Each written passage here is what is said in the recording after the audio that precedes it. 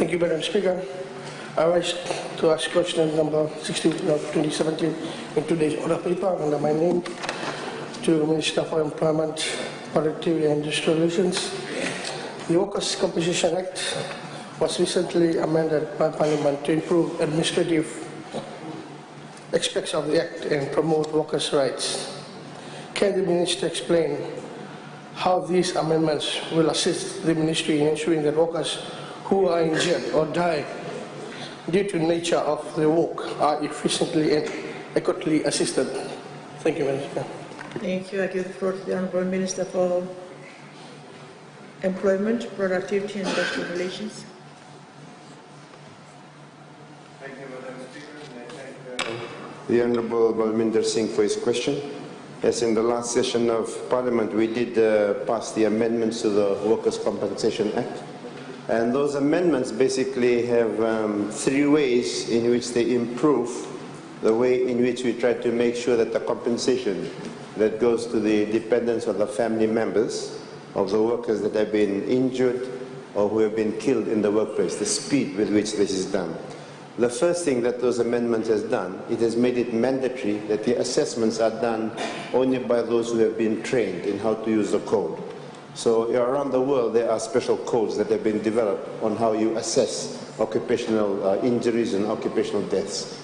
And to date in Fiji, we've trained more than 200 doctors in these codes and how to apply this code. So the impact of that is that there will be consistency in assessments.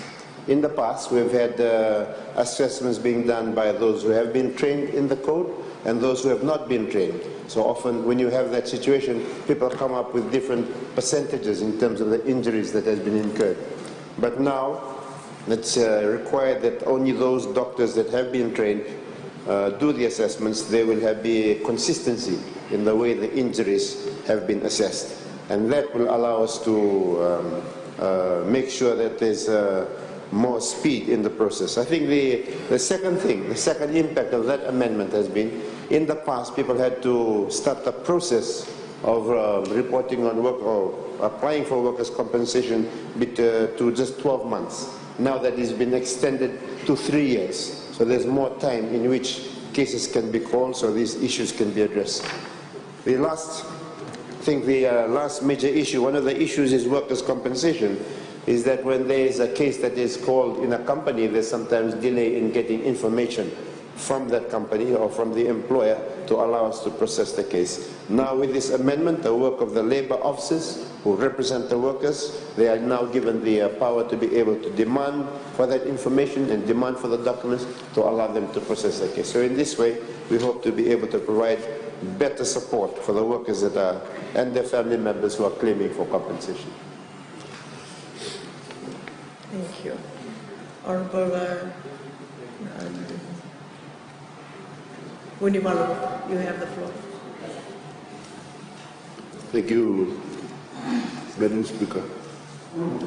Supplementary question is, can the Minister advise this Honourable House the total number of workmen's compensations cases that are outstanding, and what measures has the ministries undertaken to ensure efficient disposal of these cases?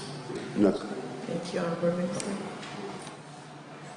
Thank you, Madam Speaker. The Workers' Compensation Act basically requires an employer to report if an injury has taken place. That is a legal responsibility of the law. If you have an employee in your workplace, something happens to him, he gets injured, it is the requirement of the law that the employer has to report that, has to take that step of initiating the process. Once these cases have been reported to the ministry, then we have staff who will go and investigate to determine what has been the cause of the injury or the death. And then these investigation reports are given to the medical assessors that I was talking about earlier on to do the assessments. Once these medical reports are received, claims are then calculated based on the percentage of the injury, and these are then forwarded to the employers to effect payment. As at February 2017, my ministry has a total of around 2,146 cases pending.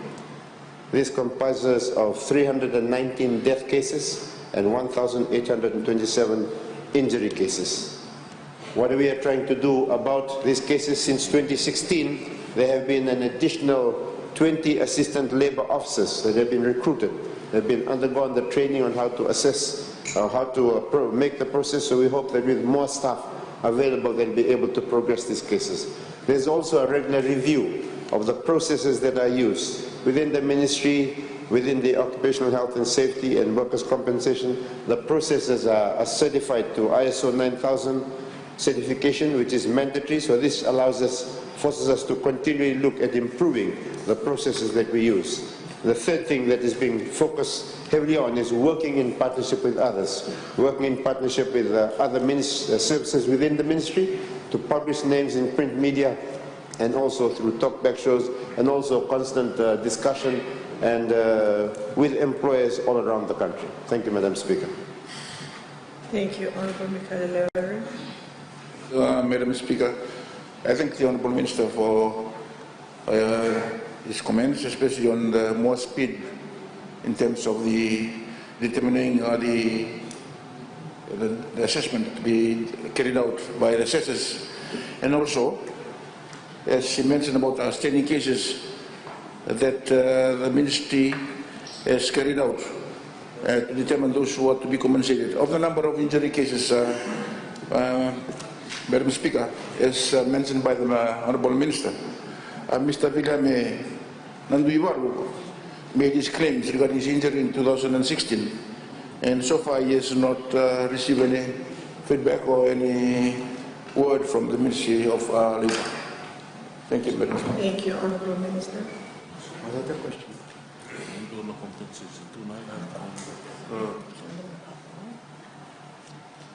Honourable Minister. Madam Speaker, I would not have the ability right now to refer to an individual specific case. If there is an individual specific case, that can be referred to me, and that can be raised with my officers. But in the case of a workers' compensation, if somebody gets injured today, it takes you up to 12 months or 18 months to be able to assess the impact of that injury on a limb or body. You cannot do it immediately. It requires up to 12 to 18 months after the date of the injury before you can assess, or if it's an injury to the limb, what percentage of the usefulness of that limb has been reduced. That can only be done after 12, 18 months. So that is one of the major causes of the delay, the fact that you have to wait. The other causes of delay have been answered by some of the measures that have been put in place by the amendment that I've talked about, which is to make sure that all the doctors making the assessments have gone through the training so that they are seeing using the same pair of glasses when they look at the injuries. And the other one, of course, is looking at the processes themselves and constantly trying to fine-tune the process and working in partnership with employers, giving new powers to the labor officers to demand information. All of this should help to speed up the process of dealing with these cases. Thank you, Honourable Polythene.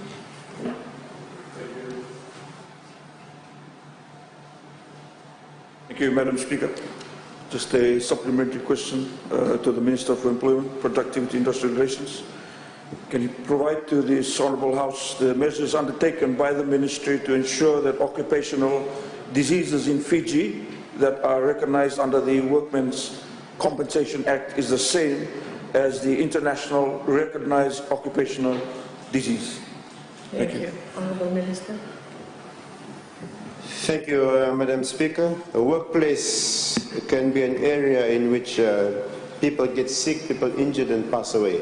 So the International Labour Organization, it produces a list of the occupational diseases. This list is then, countries are expected to have their own national list. We in Fiji have a list of the occupational diseases that exist at part of our legislation.